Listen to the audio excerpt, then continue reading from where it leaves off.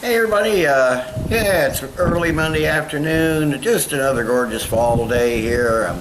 Some of the trees are changing color, but not a lot of them yet, but it's almost 70. I'm supposed to get in the mid-70s today. I'm going to do a new one I saw from Boulevard, new sampler pack they have.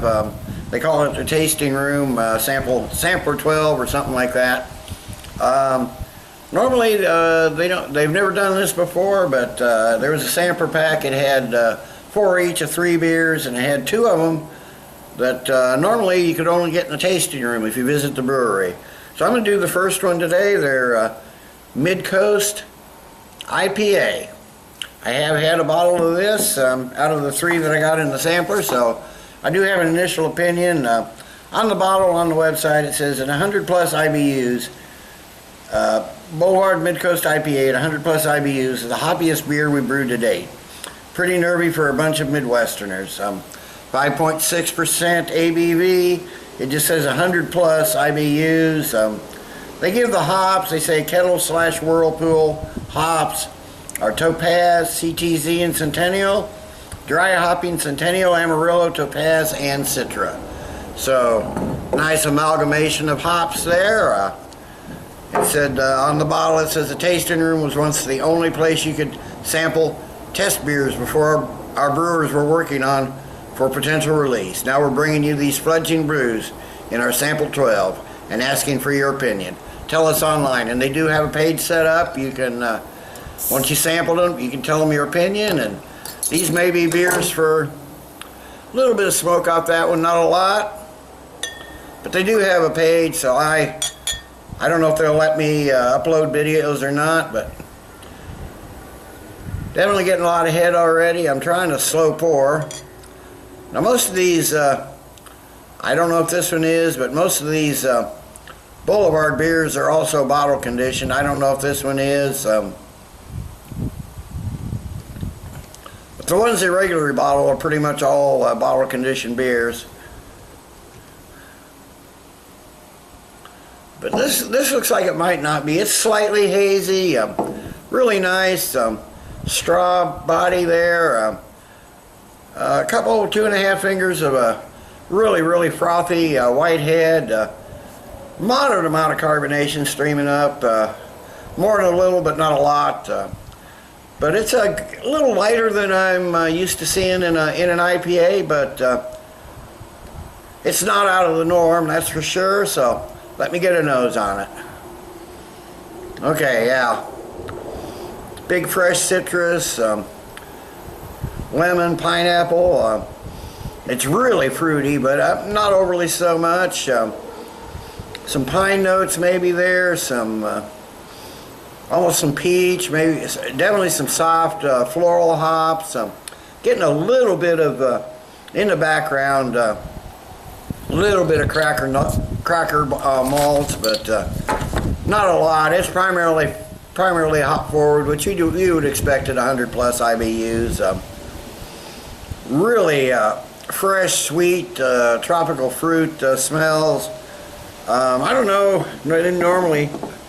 I don't know if there's a best by date on this one or not. They normally do.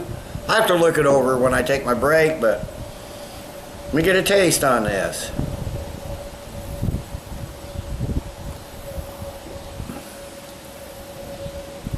Okay, it's really citrusy. But not as much as you expect. Considering they're using Citra hops on their dry hopping. Get a little orange, a little tangerine. It sort of blends into almost like a tart melon flavor rather than actual citrus flavor, although you can tell it's there are citrus notes there. Kind of shifts to the pine in the middle of the palate, but it's not real resiny pine. It's not that sticky or resiny pine that you sometimes get. You get the pineapple out that you were getting in the aroma. The malts are almost hidden.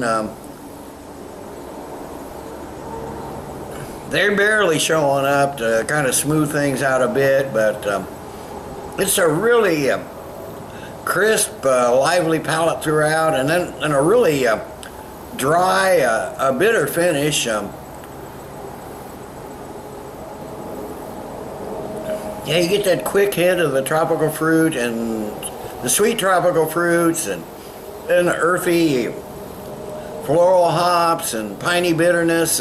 It's all in there, but like I said, then it finishes pretty dry with a slightly lingering bitterness, but got a light to medium light bodied, a little lighter bodied than I'm sometimes used to in an IPA, but it's really got a nice, soft, low carbonation. So it's really really a smooth drinking beer.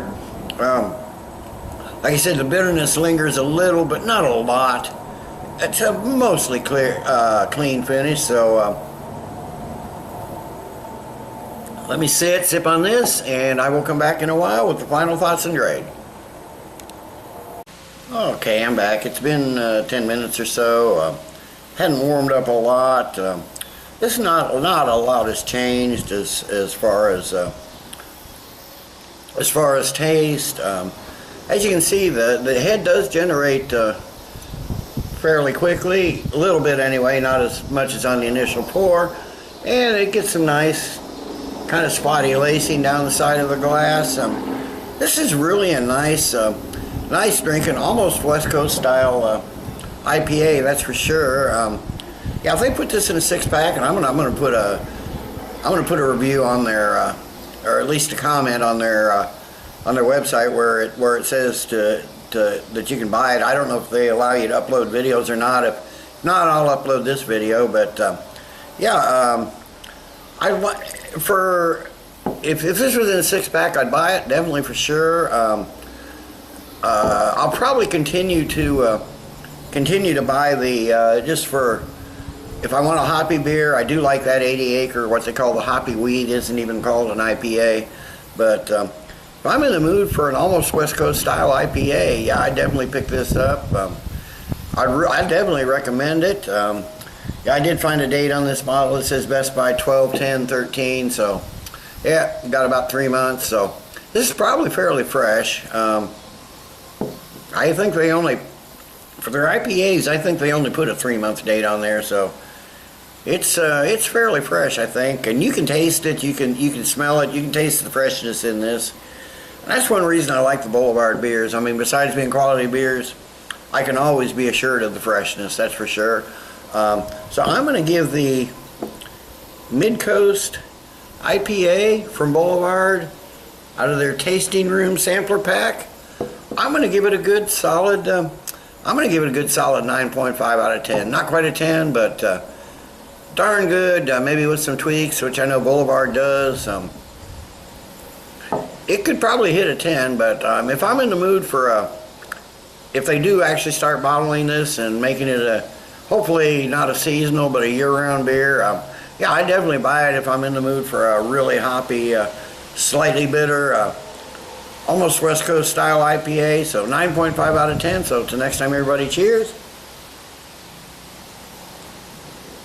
Let's keep drinking good beers. I mean, this got damn good flavor for such a low, I mean 5.6, it's a low ABV beer. Got a ton of flavor, so damn good beer. Cheers, everybody.